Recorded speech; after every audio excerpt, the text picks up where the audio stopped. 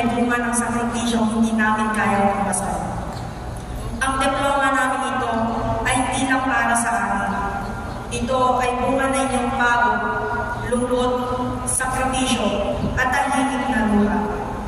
Para sa bawat isa sa amin, para sa bawat isa sa inyo na minsan hindi na alam kung paano pagkakasyahin ang maliit na kinikita.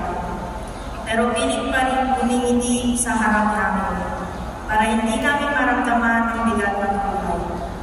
Kayo na natiling matibay at matatag, kayo ang aming mga ito. Ngayong araw na ito, sana po ay tumingin kayo sa amin at makita ninyo ang inyong sarili. Sa bawat pag-akyat namin sa entablado ay pag-akyat din ninyo. Masasabi namin hindi kami mayaman, hindi sa ginto o bilang. Pero dahil sa pagmamahal at kalinga na mula sa inyo, pagpasensyahan niyo sana kami sa aming mga pagkukulang bilang anak. At tulad ng lagi ninyong sinasabi, laging sinasabi ng papa ko, ano silang anak ko? O tiyaga lang anak? Ngayon na isa mo naman ibalik.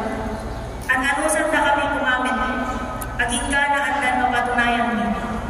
O pagtiyagaan nyo rin sana kami hanggang sa kami naman po ay may mapatunayan na sa buhay. Pagpasensyahan nyo sana kami kung hindi kami agad makahanap ng trabaho. Kung sa umpisa ay maliit ang aming sweldo. Kami rin po ay nangangarap na mabigyan kayo ng buhay ng karapat-dapat kapalit ng inyong mga sakripisyo. Kaya alagaan niyo sana inyong mga sarili dahil kailangan pa namin kayo.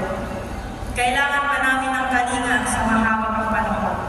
At huwag naman sana.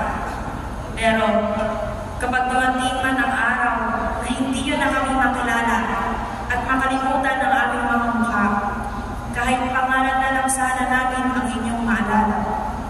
Sa amin kayo ay kumapit, umiyak, magkwento. Dahil sa inyong mga yakap, kami ay nasasawa. Sa bawat yakap na nagpapagaan sa aming pakaraan,